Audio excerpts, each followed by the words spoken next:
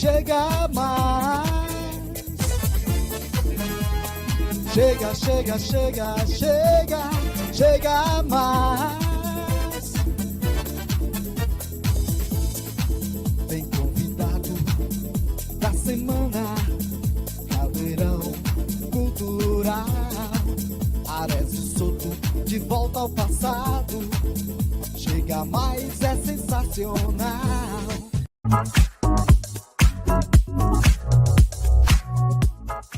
Olá, telespectadores araguainenses, estamos iniciando mais um programa Chega Mais, com informação e entretenimento para você, certo? Se você quiser ter acesso a todos os nossos programas, não esqueça de acessar o nosso site www.historiasdearaguaína.com.br. E para contato com a nossa produção, para entrevistas e matérias, através deste amigo que vos fala, Arezzo Soto, 63991-010068, ok? E agora, neste primeiro bloco, nós estaremos aqui recebendo como a convidada da semana, isso mesmo, a psicóloga, professora e cantora Rebeca Mello, ok? Bom dia, tudo bem? Tudo bem, você, Arezzo? É um prazer imenso estar aqui com você e a sua equipe para falarmos hoje. O prazer é todo nosso, seja bem-vindo. E o nosso tema hoje, que é muito importante, né? Que é exatamente sobre a dependência, né? Através das redes sociais, virtual, a dependência tecnológica. Quase com o avanço da tecnologia, o que vem acontecendo com o ser humano, homem e máquina, né? Esta dependência tecnológica, principalmente através da internet, das redes sociais, vem provocando vários problemas, né, de saúde mental e física, né? E a nossa psicóloga vai fazer uma abordagem tentando explicar como isso acontece. Quando será que seu filho, ou seu adolescente, ou até mesmo um adulto, pode ser identificado como um dependente digital, né? Então, com vocês agora, com a Rebeca. Doutora Rebeca Mello, quando que a pessoa é diagnosticada como dependente digital? Essa questão das crianças é de responsabilidade realmente dos pais, porque a gente não pode excluir que o que influencia a criança de querer estar o tempo inteiro no celular é influenciado pelos pais. Ou seja, a criança já nasce ali num ambiente em que todo mundo é meio que viciado no celular. Então não tem como essa criança crescer diferente, porque aquele é o ambiente em que ela está se adaptando. Então a responsabilidade daquela criança é dos pais. Se ela crescer e continuar ou agravar nela, né, o sentimento de estar sempre perto do celular, senão ela não vive corretamente o direito, é de responsabilidade dos pais. Querendo ou não, é de responsabilidade dos pais. Então, os pais devem se atentar para crianças e adolescentes, porque o número maior é de adolescentes, o número maior de pessoas com a dependência digital está entre os adolescentes e os jovens, e principalmente os adolescentes. Certo. Então, o pai ou a mãe, percebendo isso, tem que procurar um médico, né, um especialista da área para poder tentar recuperar essa criança nesse sentido comportamental, né? Sim, e quanto mais cedo, melhor. Porque se deixar até ficar adulto fica difícil, né?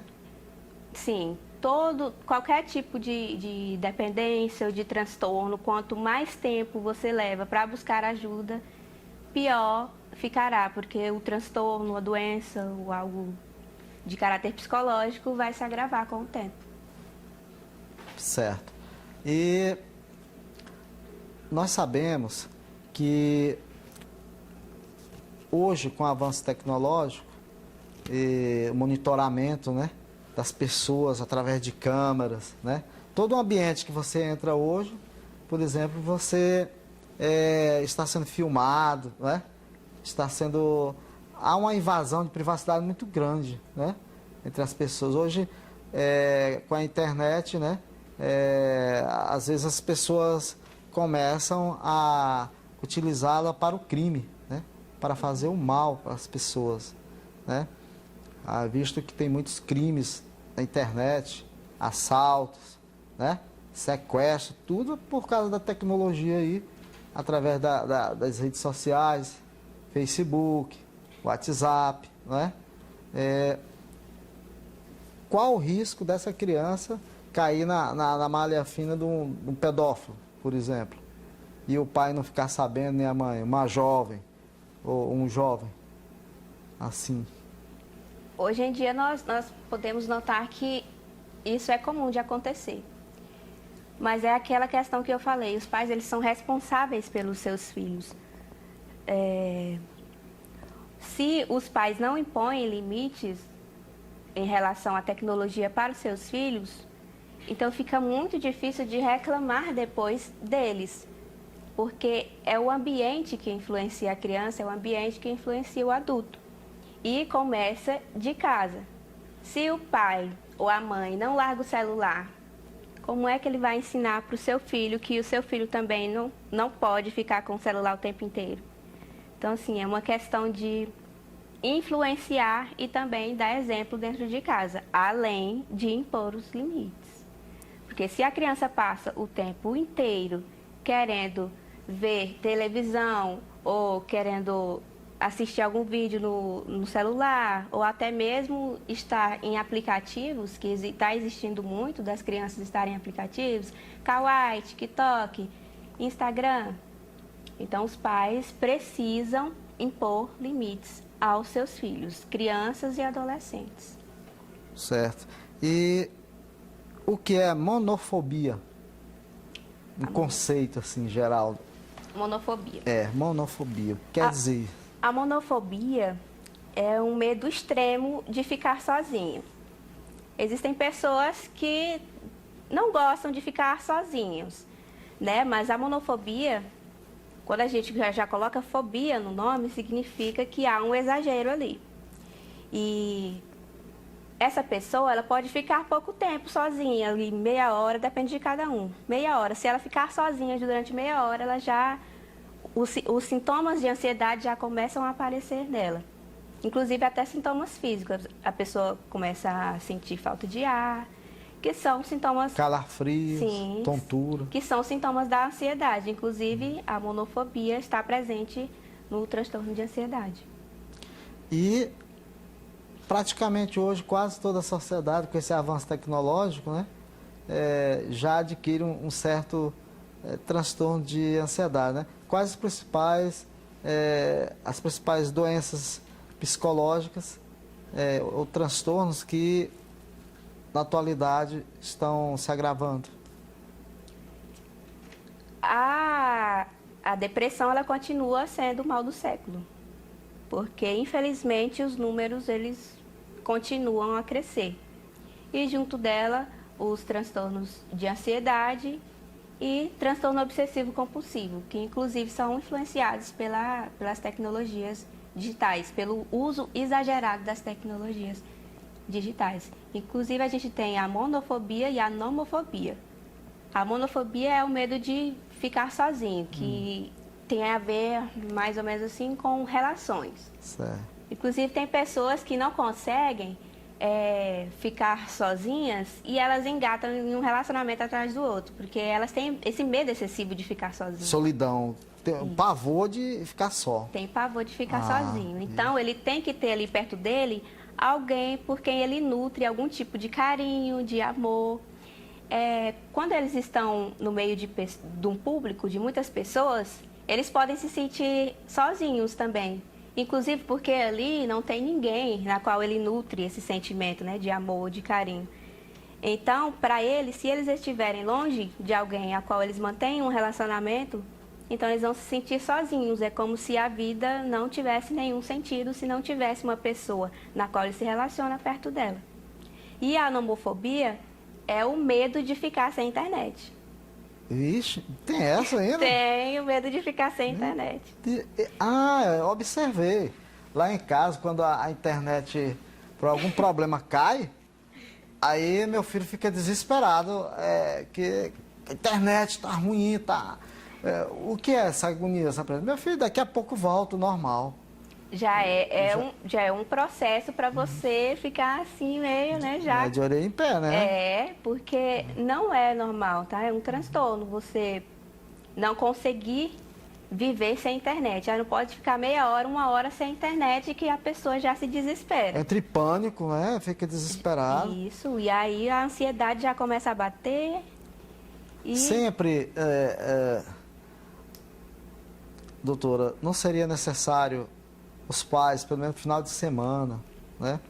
Fazer uma programação diferente com seus filhos, dar uma volta no parque, Simba, né? Isso. Uma caminhadazinha no Via Lago, tentar desligar ele, mesmo que o celular vá no bolso, mas que ele desligue um pouco, para eles terem essa convivência, porque isso gera muita violência dentro de casa, né? Para falta de comunicação, porque nós somos seres humanos, nós temos necessidade de se comunicar, né? Ninguém vive isolado, né? Então, mais uma vez, os pais também têm um papel importante. Não utilizar a tecnologia como uma ocupação para não cuidar dos seus filhos, não é? Exatamente. Por exemplo, não, tem televisão aí, vai brincar de PlayStation, vai brincar no celular, tentando se livrar dele, né? E a criança percebe isso, que está evitando ele, não é? Porque ele já passou o dia todinho no celular, e à noite, porque ele continua mandando ele ir brincar, não é? Então, os pais têm que ter muita atenção nisso, que a criança percebe, quando eles estão evitando ele, e aí eles não tem outra saída dentro de casa, fica mesmo na tecnologia, no celular. Mas não é importante criar um ambiente, um momento, mas bem longo mesmo, a tarde inteira, né? Para começar a desligar disso, da internet o tempo inteiro? Com certeza, com certeza. Hoje em dia, os pais estão querendo transferir a responsabilidade de cuidar de seus filhos para as tecnologias. Igualmente você falou. O pai não quer ter responsabilidade de brincar com a criança. Então, ele pega ali o celular, mostra para ele, olha, filho, agora você vai, olha aí. E daqui a pouco a criança abusa do celular e o pai, não, então vamos para o computador. É sempre assim, transferindo a responsabilidade dele, ou a mãe, para as tecnologias. E isso não pode acontecer. E essa opção que você deu é uma opção muito viável. De você tentar distanciar a criança e o adolescente das tecnologias de uma maneira mais saudável. Porque se continuar da forma como estão lidando com essa questão hoje, de sempre querer transferir essa responsabilidade para as tecnologias, essa criança ou adolescente pode crescer e pode ali adquirir alguns transtornos psicológicos. Qual a sua mensagem que você deixaria para a nossa comunidade araguainense, nossos amigos telespectadores, de todos os bairros de Araguaína, né? O setor Coimbra, né? Também ali a Patrocínio, né? Bairro São João, Centro, Noroeste, Setor Brasil, Tec Norte, enfim, bairro JK, Entrocamento, todos os telespectadores que estão assistindo esse programa, qual a sua mensagem final que você deixaria para eles em relação aos cuidados que nós devemos ter com o uso da tecnologia? Queridos araguainenses, nós precisamos estar atentos às questões de saúde mental. Depressão não é frescura, ansiedade não é frescura. Se você está tendo alguns desses sintomas, procure ajuda. Não tente passar por isso sozinho, porque sozinho você pode agravar os seus sintomas. Então, procure ajuda, peça ajuda a um familiar, converse com o familiar, procure imediatamente um psicólogo ou um psiquiatra. Porque agora, na pandemia, nessas questões da pandemia, esses sintomas de ansiedade, depressão têm aumentado. Tanto que a taxa de suicídio, infelizmente, também aumentou com a pandemia e o isolamento. Então, não deixe de procurar ajuda. Não pense que o que você está sentindo é besteira, é frescura, porque não é.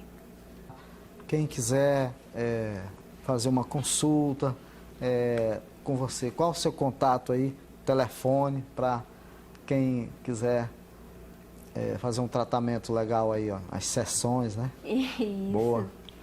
Tem o meu número de WhatsApp, que é 63 DDD 991 16 74 40. E tem minha rede social, que é no Instagram, Viva La Vida Psicologia. Tem uma fotinha rosa com o nome Viva La Vida e a Magali da Turma da Mônica. Essa é a foto lá do Instagram. Certo. Então, esse telefone para agendamento, né, de atendimento, a pessoa pode, através desses 2 contatos, conseguir falar com você, marcar um horário, né? Consegue sim. Um atendimento. No Instagram, só mandar um direct também, se não quiser ir no WhatsApp. O programa Chega Mais agradece a sua participação neste tema tão importante para a saúde física e mental, né, dos nossos araguainenses aqui, tá? E sempre que puder, vem aqui tirar umas dúvidas. Com certeza. Né? E outros assuntos da área de humanas, né? Com certeza. E eu que agradeço pela oportunidade. Muito obrigada. É isso aí. O programa Chega Mais, Informação e Entretenimento, ele é o primeiro programa educativo e cultural da nossa cidade. E nós precisamos do apoio de todos, principalmente das instituições públicas, privadas, os empresários, os comerciantes, para a gente manter o nosso programa aqui no ar e ter um programa de qualidade como você merece, tá? Em relação ao programa, acesse o nosso site www.historiadearaguaína.com.br, que você terá todos os nossos programas publicados lá, também no YouTube, através da tvaratocan.net, você encontra também o programa Chega Mais.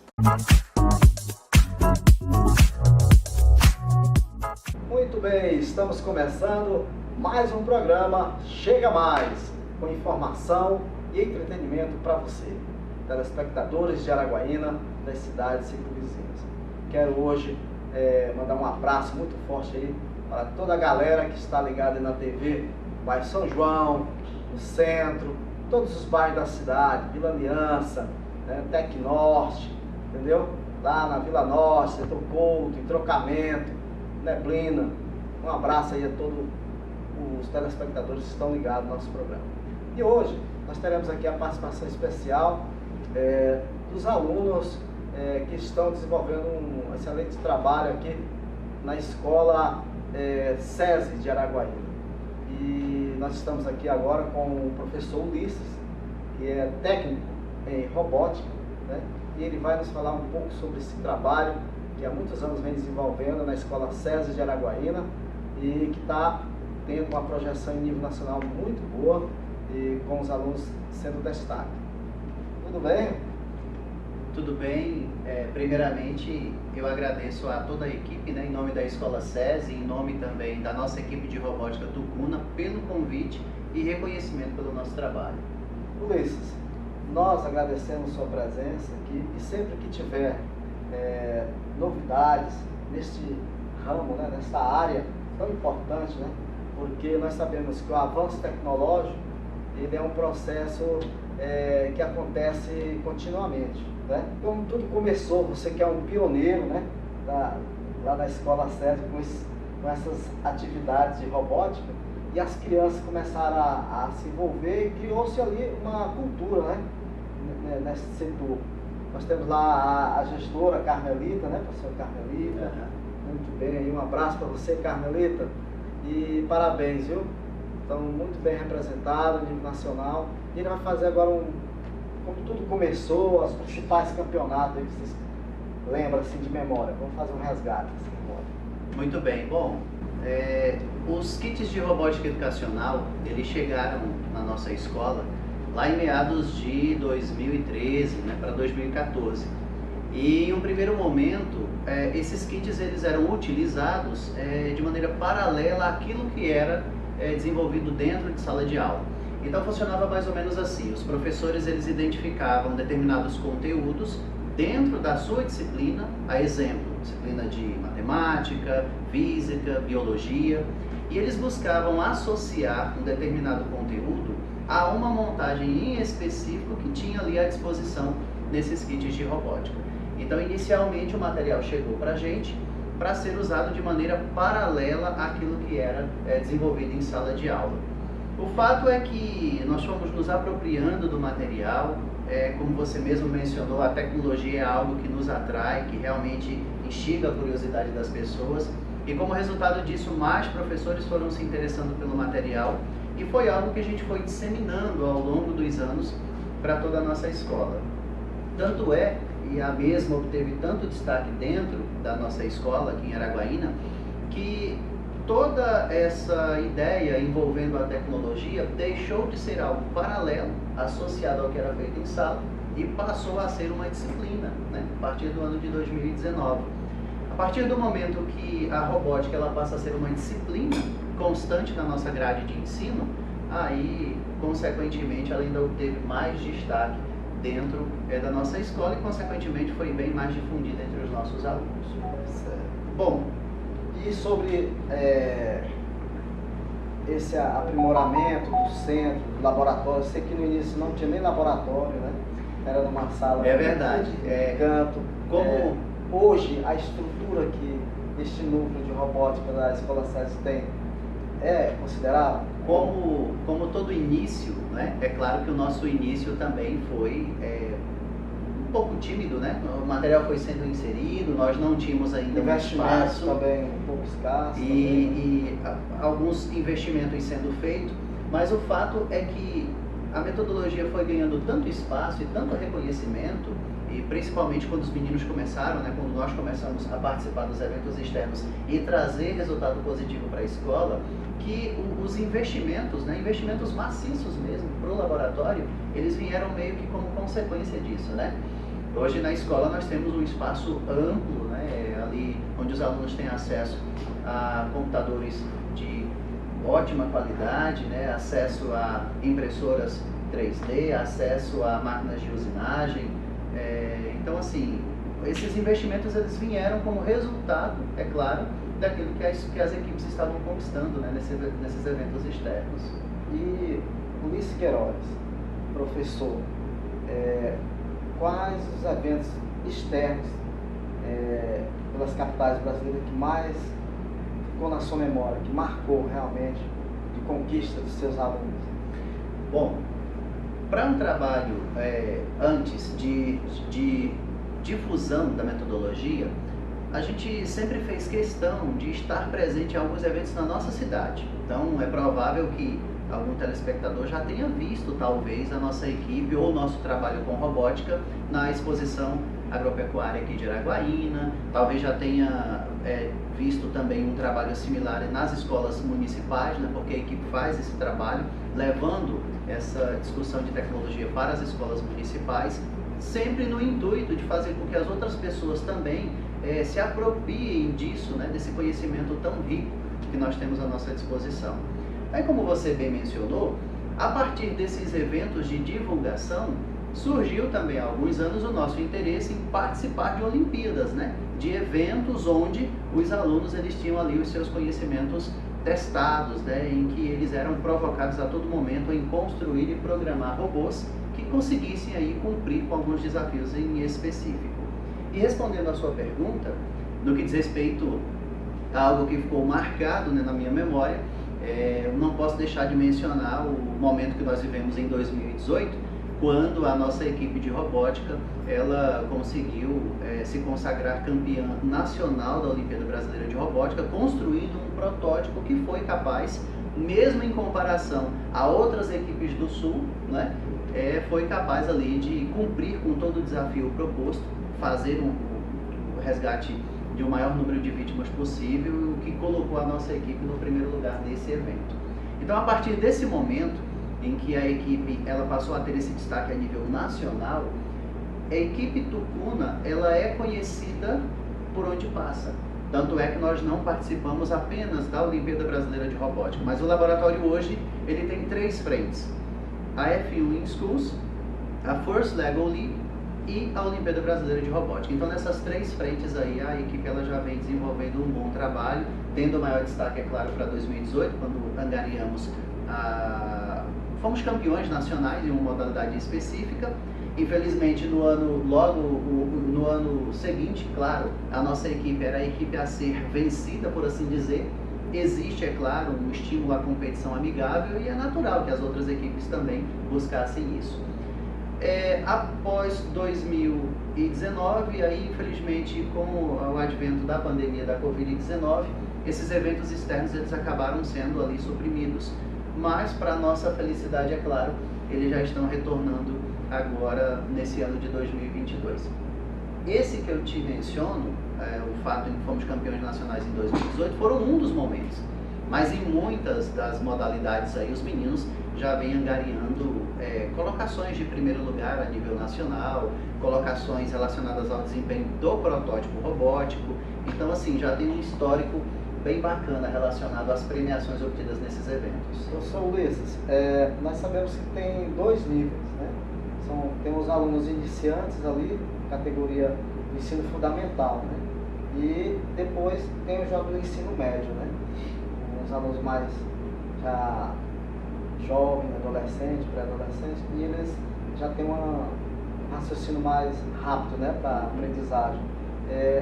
Sobre as conquistas, a evolução do nível 1 e nível 2 desse grupo, eles se equiparam ou não? O ensino médio se desponta mais?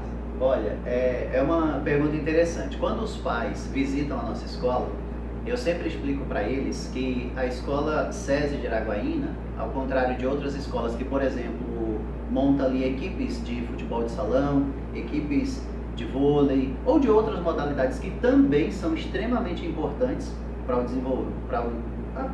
o ensino-aprendizagem desses meninos, a escola em si ela monta equipes de robótica. E como toda equipe, ela precisa ter como que as divisões de base.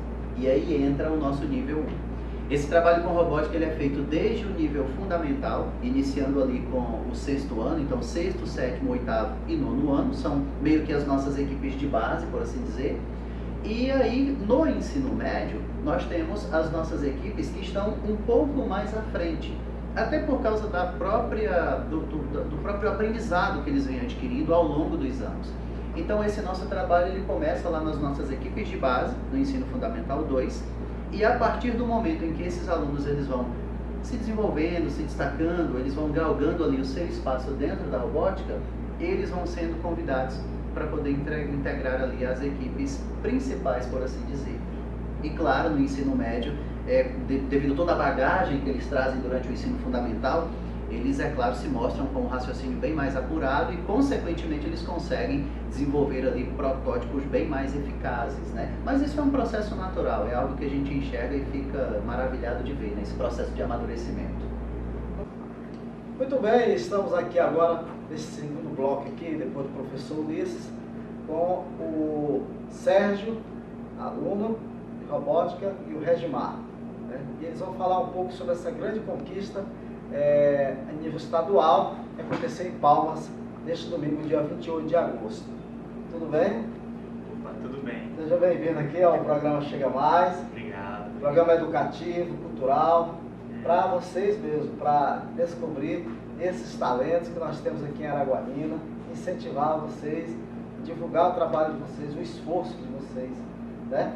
E nesses estudos tão importantes que é o avanço tecnológico, a robótica, né? Ajudando o ser humano a desenvolver várias atividades, né?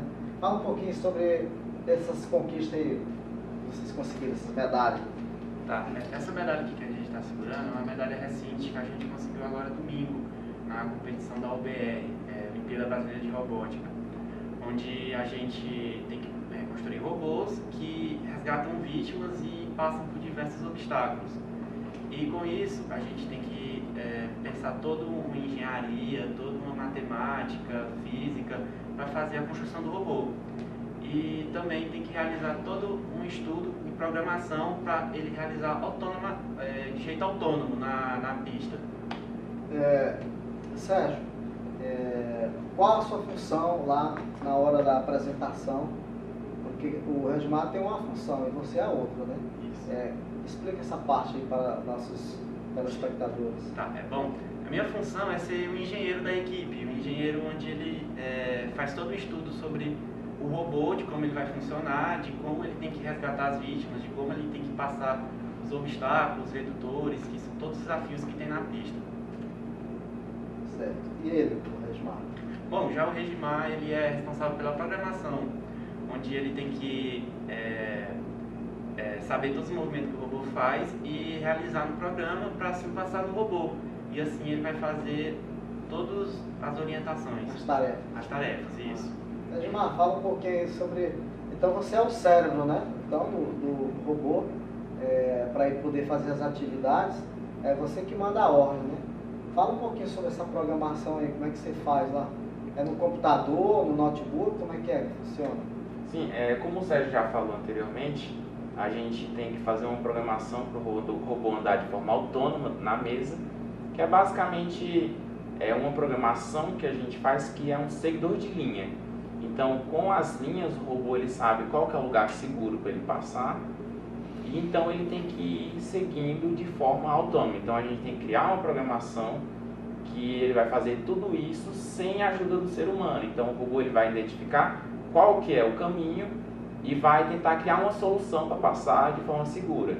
Após ele fazer isso, ele vai entrar numa área chamada área de resgate, onde ele tem que pegar várias bolinhas, ele tem que identificar, levar nele no robô, e depois ele vai levar para uma área segura, que é onde as vítimas são resgatadas. E essa programação, Regimar, é feita antes aqui na Escola SESI? Você já leva um pendrive ou você monta lá na hora, de acordo com a estratégia? Porque cada escola, tem a sua estratégia, tem seu programador, né? Como é que você fica? É sigiloso? Você não pode contar para os outros? Ou como é que é? Bom, a competição ela tem uma série de regras para a gente seguir. Então ele basicamente fala por onde o robô tem que ir. E com base nisso a gente cria uma programação tentando prever o máximo de desafios que pode ter na mesa. Lá durante a competição a gente não sabe como que é a mesa.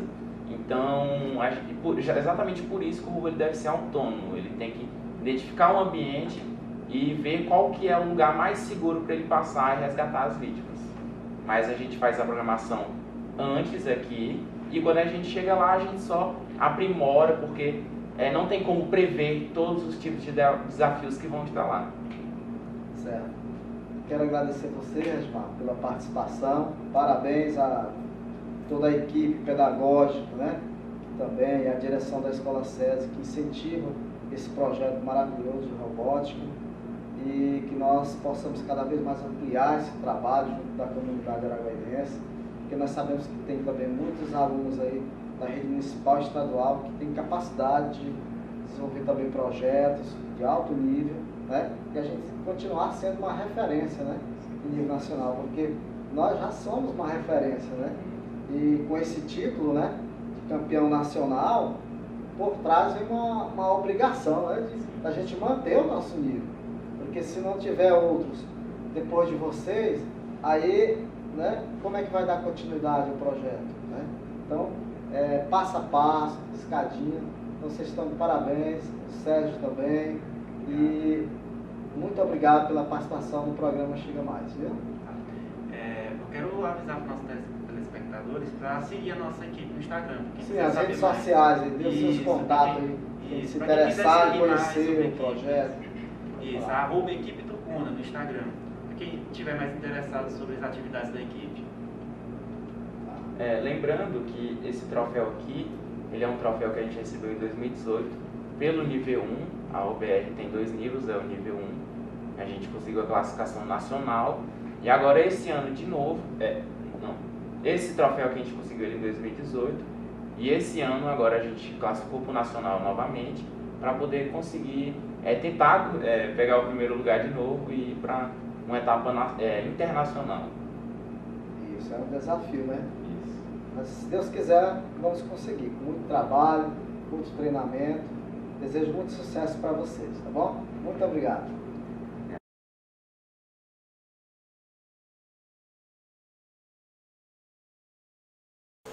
Bem, gente, nós estamos aqui na residência da professora Luísa, professora da UFT, curso de Letras, e nós estamos aqui para ouvir um pouco sobre as suas opiniões, sobre as suas ideias, sobre o seu trabalho desenvolvido aqui em Araguaína. Então, a partir de agora, a gente vai bater um papo com ela. Espero que vocês gostem. Eu nasci em Barra Mansa, estado do Rio de Janeiro, e gosto de escrever, né? Escrevo poemas, contos e artigos também para a universidade. Lá em Barra Mansa eu tive bons amigos, bons companheiros da área de arte que me ajudaram muito, como Clécio Penedo, que é um artista plástico, o professor Muri, que me deu aula na universidade, que é um grande companheiro até hoje, Clécio Penedo. Convivi também com Jane Chiesi, que me deu aula também, uma artista plástica, uma poetisa. E eu vivi num ambiente de muito estímulo para a leitura em casa. Então, assim, minha paixão pela escrita, pela leitura vem desde criança, principalmente por parte de minha mãe. Minha mãe lê as mesmas coisas que eu leio, de literatura brasileira, literatura portuguesa, literatura estrangeira, embora ela tenha pouca escolaridade. Aí vim para o Tocantins há 5 anos e leciono na UFT. Aqui eu lancei alguns contos, alguns poemas. Nós estamos para lançar agora um livro que tem 2 artigos meus sobre poetas tocantinenses. O Orestes Branquinho Filho e o Antônio Rezende. E leciono no curso de letras. Sou professora da área de linguística, leciono semiótica, análise de discurso, desenvolvo pesquisas na área da leitura. Eu comecei a escrever mais ou menos nos anos 80, escrevi no Jornal do Barrão algumas crônicas, falava sobre cinema, nada com muita técnica de redação, a gente tinha muita liberdade para escrever qualquer coisa, nós mandávamos o jornal. E nessa época eu participei de um concurso de contos promovido pelo Grêmio Barra-Mansense de Letras, lá na minha cidade. Então aqui foi a minha primeira publicação, ganhei até lá um dinheiro na época e fiquei muito feliz mesmo. Aqui a ponte, a capa tem a ponte da minha cidade, que é o principal cartão postal de Barra Mansa. Aqui a gente tem o Rio Paraíba e é assim um lugar de onde eu tenho muita saudade. Eu passava por essa ponte todos os dias, né? Então aqui eu tenho um conto. Esse outro livro também foi mais ou menos nos anos 80, é um outro livro em que tem também um conto meu. Foi logo em seguida, eu ainda fazia parte do Grêmio. Isso daqui é uma reprodução de uma parte da cidade também. Aqui a gente tem a igreja matriz de lado e aqui tem um prédio da maçonaria. Então eu acho que é um desenho da Jane, que é essa até que fez a capa. Eu tenho um conto aqui. Então é uma coletânea de textos do pessoal da academia, do Grêmio Barra-Mansense. Esse livro, eu acho que já nos anos 90, a gente tem aqui uma 4ª edição do Grêmio. Também aqui eu tenho 2 contos curtos. Eu nunca escrevi contos muito longos, não, são contos curtos. Aí, em função dos filhos, do trabalho, eu parei de escrever contos e retomei aqui no Tocantins. Então eu publiquei aqui no ano passado esse livro aqui. Tem dentro desse livro, junto com vários outros escritores no Brasil todo, eu publiquei aqui um conto. Tem uma professora daqui do Tocantins, que é minha amiga Janete, publicou aqui também.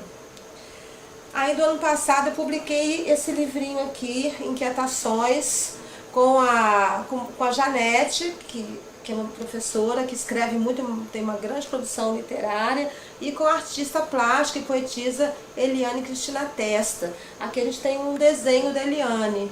Então são 3 poetisas, a Janete do Amapá, a Eliane do Paraná e eu do Rio. Nós 3 nos organizamos aqui no Tocantins e fizemos essa produção.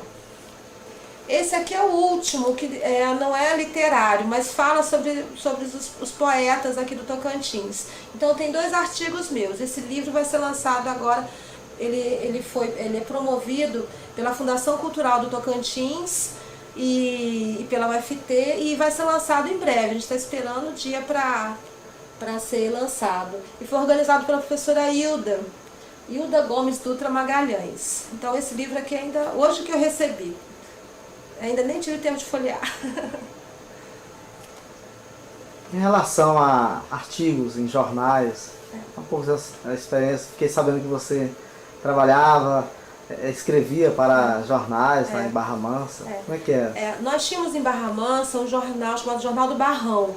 Era um jornal que a gente chamaria assim de marginal, no sentido que estava à margem do poder, né? Nós tínhamos uma edição mais ou menos semanal e às vezes o dinheiro não dava, ele ficava quinzenal. E você participava do conselho editorial, nós decidíamos toda a pauta e não ganhávamos nada por isso, mas era assim, a gente conseguia ter um espaço de liberdade. Os jornais não têm muita liberdade de expressão. Na nossa cidade, então, na época nós tínhamos uns governos muito conservadores, de direita, então o jornal era um jornal de oposição, não era atrelado a partido nenhum, embora todo mundo fosse ligado ao PT, mas o jornal não era do PT, não tinha verba de ninguém, não era puxado por ninguém, era só pelos nossos esforços. E aí a produção era muito louca, eu fazia a revisão todo o jornal, às vezes de madrugada, e era muito difícil. Então eu escrevia regularmente contos, crônicas, mas também assim, eu fazia letras, e na época letras não orientavam muito para a produção de texto, era aquela coisa tradicional da gramática. Então era tudo muito intuitivo, sem informação, sem grande reflexão, mas nós tínhamos espaço, o jornal era nosso. E ele funcionou mais ou menos durante 2, 3 anos. E aí não ficou inviável economicamente e a gente parou de fazer. Aqui no Tocantins eu escrevi no ano passado algumas crônicas, acho que umas 10, 11, no jornal aqui do Norte. Mas o tempo impossibilitou que eu continuasse escrevendo. Eu tenho muita vontade de escrever crônica, tudo que acontece me chama atenção, tenho vontade de escrever, mas tem que priorizar a academia, que cobra da gente muito trabalho, muitos projetos. Olha, uma das primeiras coisas que eu estranhei quando eu cheguei ao Tocantins era a ausência de bancas de jornal. Alguma coisa que nós no Rio de Janeiro, assim, fazemos cotidianamente, mesmo as pessoas mais pobres, é ler jornal diariamente.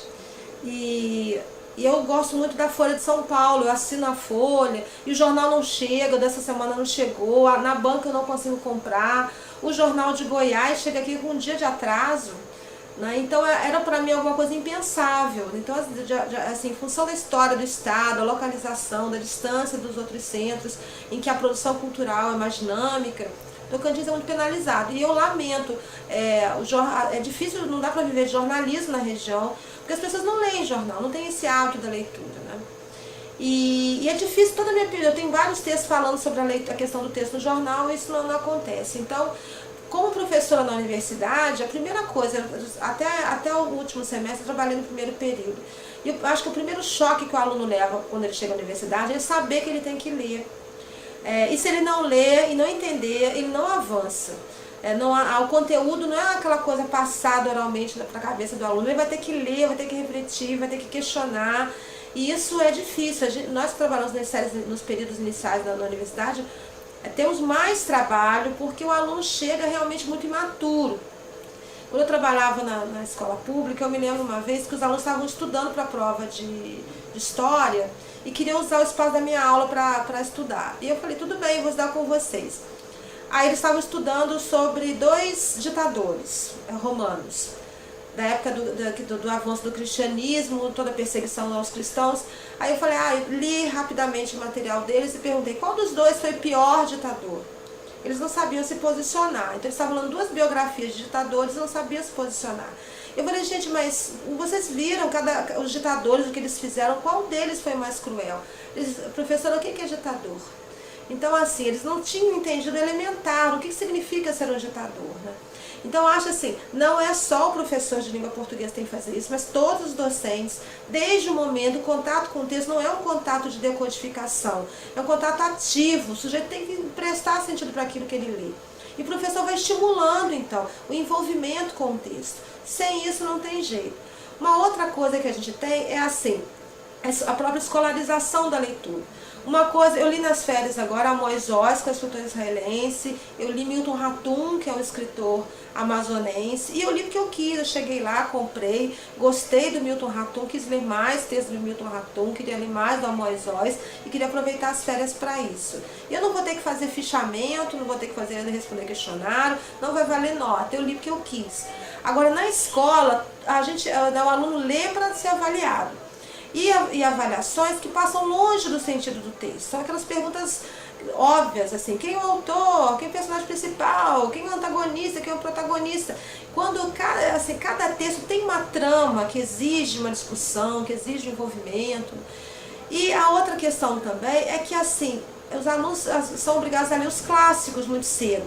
Eu li o Ateneu quando eu estava na 6ª série. É um livro denso, com um português difícil, para quem tem 12 anos, quem tem 13 anos. Né? Ler Machado de Assis quando tem 14 anos não sei se é tão adequado. Né? Eu tive que ler Iracema na 5ª série, não entendi nada do José de Alencar, todas as metáforas do José de Alencar.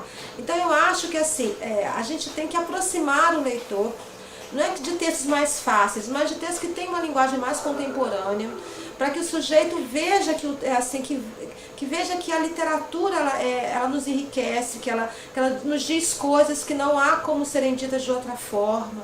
E aos poucos, então, a partir do momento que o sujeito é fisgado pelo prazer de ler, ele vai naturalmente buscar de novo o prazer que ele teve ao ler aquele texto. E vai se tornando um leitor mais maduro, vai buscar textos mais densos, mais complexos, né, que vão trazer outras questões. Aí depois você lê lá o Saramago, vai ler o Clarice Lispector, vai ler o Milton Ratum, vai se começar com uma literatura que seja lúdica mesmo, seja mais acessível do ponto de vista da linguagem, das questões contemporâneas, e aí, aos poucos, esse leitor amadurece. Né? Olha, eu deixaria como mensagem para os meus alunos, as pessoas que me assistirem aqui, um verso do Manuel de Barros. Manuel de Barros é um escritor do Mato Grosso, Mato Grosso do Sul, mas enfim, ele tem um livro chamado Livro das Ignorâncias, e ele tem, num dos poemas ele fala: desaprender 8 horas por dia ensina princípios. Eu acho assim, quem quer ser professor da universidade ou sujeito diante do mundo, ele tem que desaprender, desaprender para estar aberto para aprender mais. Então o tempo todo assim, ter uma relação de dúvida, de envolvimento com a vida, porque quem se acha pronto, acabado, dono de tudo, já não aprende mais nada, a vida não tem mais nenhuma graça. Então eu acho assim, eu gosto muito do Manuel de Barros e eu acho que é legal isso, a gente desaprender 8 horas por dia, né? É ficar mais tranquilo, para tentar que as ideias novas cheguem, para que a voz do outro chegue até nós, a voz dos nossos alunos sejam ouvidas, que a gente questione aquilo que está muito assentado como verdade, que principalmente que haja um compromisso político, porque o que é ser professor? É se comprometer com o aluno, e se comprometer com o aluno é se comprometer também com um mundo mais justo. Né? Então eu acho que assim, a gente não quer formar gêniozinhos da língua portuguesa, gêniozinhos da linguística, da semiótica, doutores e doutoras, mas gente comprometida com a vida, com o respeito, com a democracia, com o outro. Na TV Líder, canal 20.1, programa Chega Mais. Informação, entretenimento pra você. Todos os sábados, a partir das 11h30 às 12h30. Um espaço exclusivo para nossa educação e cultura. Apresentação, Arésio Soto. O programa Chega Mais, Informação e Entretenimento, ele é o primeiro programa educativo e cultural da nossa cidade. E nós precisamos do apoio de todos, principalmente das instituições públicas, privadas, os empresários, os comerciantes, para a gente manter o nosso programa aqui no ar e ter um programa de qualidade como você merece, tá? Vamos ajudar o programa Chega Mais para que nós possamos manter todas as despesas do programa e também conseguirmos ficar no ar por muitos e muitos anos, ok? Tchau, tchau, conto com seu apoio. Muito bem, nós estamos aqui com a Patrícia, ela é a presidente da associação, né, da Maria Criativa, e ela está realizando hoje um evento maravilhoso aqui, cultural, com exposições e também expondo todo o material de artesanato desta casa maravilhosa, dessa associação. Qual a sua, esse momento especial, quem foi que teve essa ideia de fazer isso? Olha, a gente teve umas experiências muito felizes, né? Com happy hours, né? Com Edivan em dezembro. E aí as professoras Lia Testa e Marta Vieira, que são nossas Marias Criativas também, tiveram a ideia de inserir a Maria Criativa nesse projeto da UFNT. Então, o mérito do evento é delas.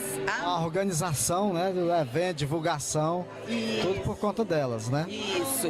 Elas se empenharam muito e o Madian, da Associação Cultural de Araguaína, nos apoiando, e o Alexandre da Acalanto também, junto com a gente, né? Então, as Marias se empenharam em organizar a casa para receber essas pessoas maravilhosas. Eu observei que aqui tá bem decorado, tá realmente um ambiente de artes, né? E Araguaína, nós temos poucos locais, artistas assim que estão expondo seus trabalhos para comercializar. O que a comunidade pode encontrar aqui em termos de artes para adquirir?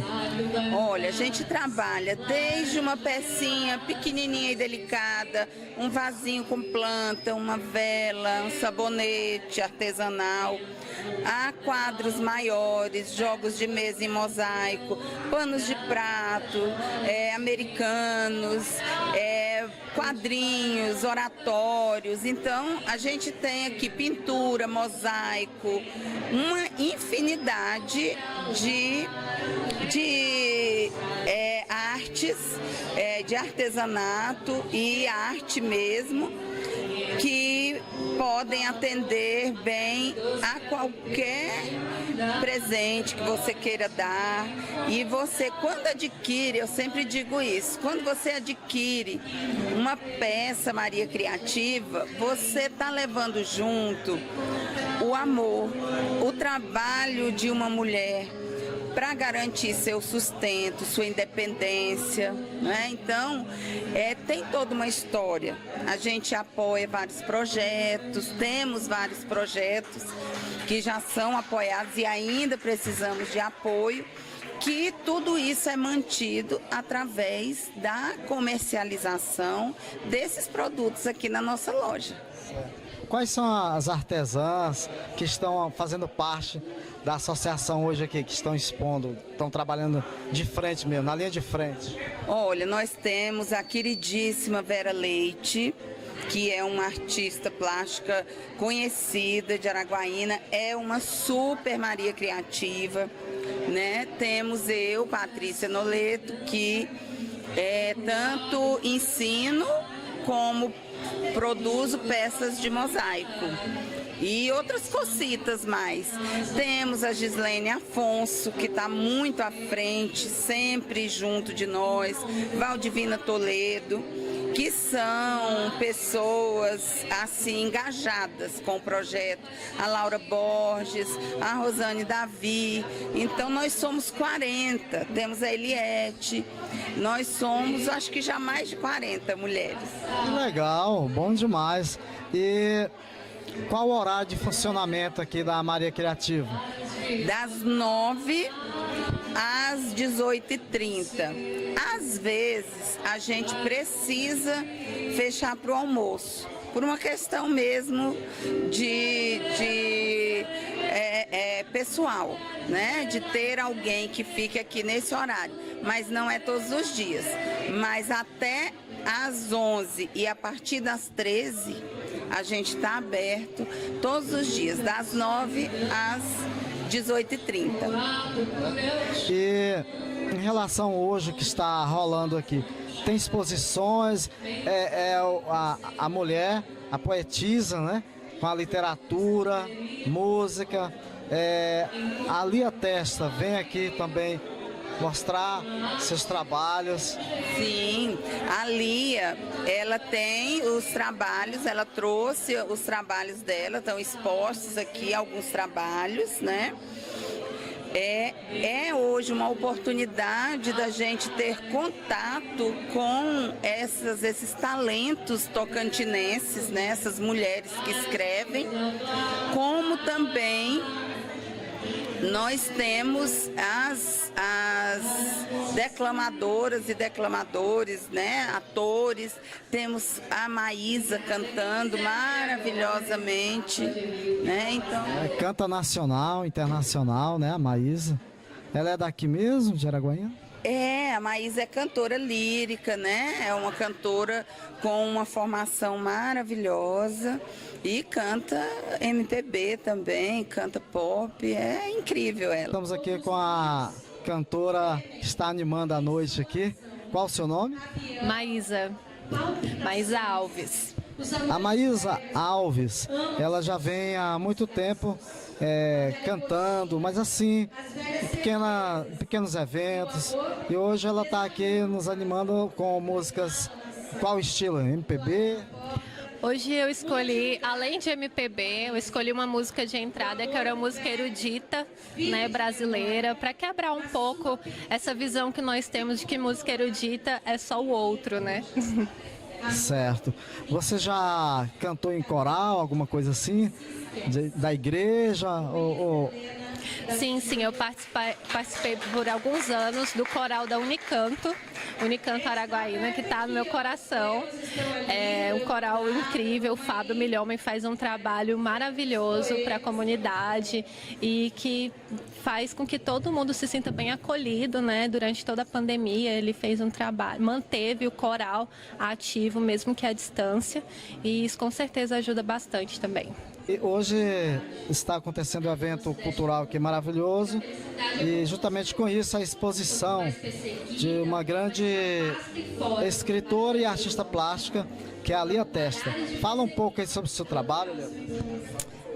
Boa noite, sou Lia Testa, sou professora, colagista, poeta e hoje eu tenho a alegria de estar compartilhando um pouco o meu trabalho de colagem, de artes visuais aqui com uma exposição chamada Sintonias do Sensível, que é uma exposição que traz uma homenagem às mulheres.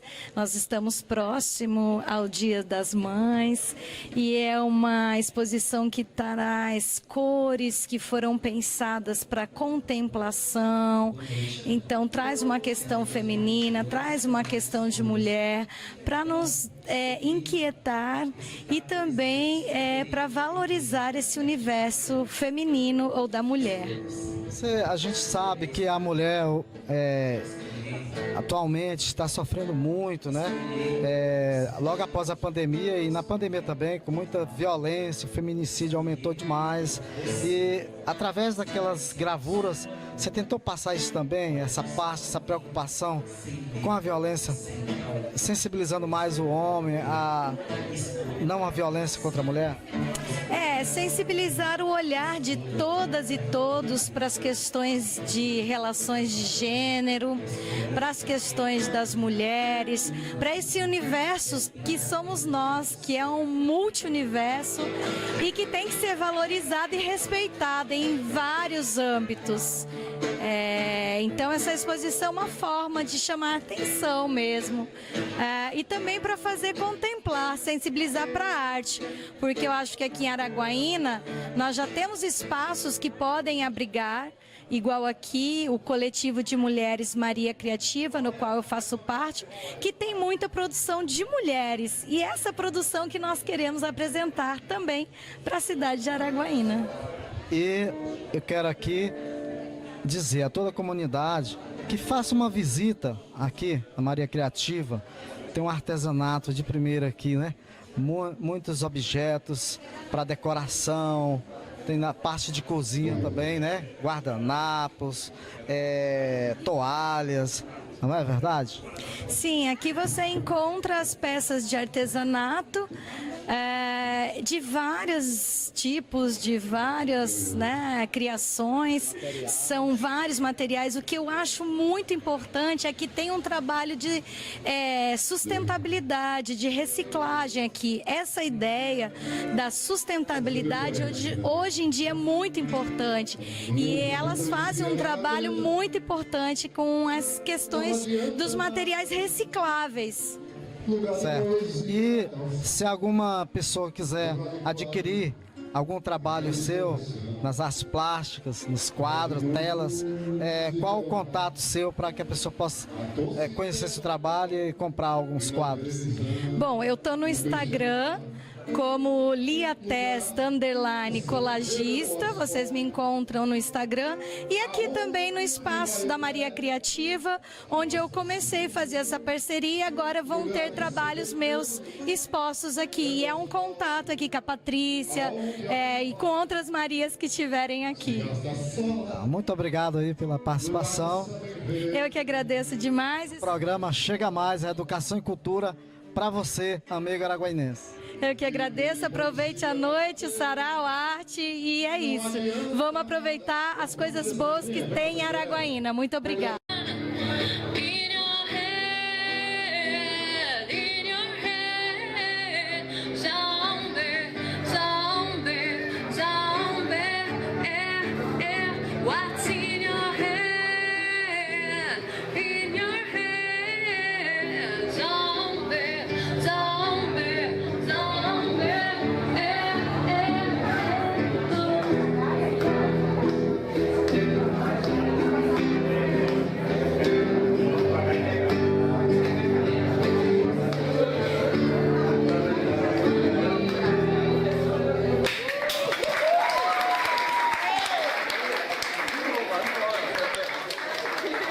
Infelizmente já acabou, né, o nosso programa hoje, mas eu quero convidá-lo novamente para o próximo sábado, aqui na TV Líder, canal 20.1, para estar presente juntamente com a sua família, seus amigos, assistindo o programa Chega Mais, tá? Qualquer dúvida em relação ao programa, acesse o nosso site www.historiadearaguaína.com.br, que você terá todos os nossos programas publicados lá, também no YouTube, através da tvaratocan.net, você encontra também o programa Chega Mais, tá? Eu quero agradecer a todos pela audiência e conto com vocês no próximo programa, tá bom? Tchau, tchau. Se Deus quiser, próximo sábado estamos aqui novamente. Chega, chega, chega, chega mais. Chega, chega, chega, chega.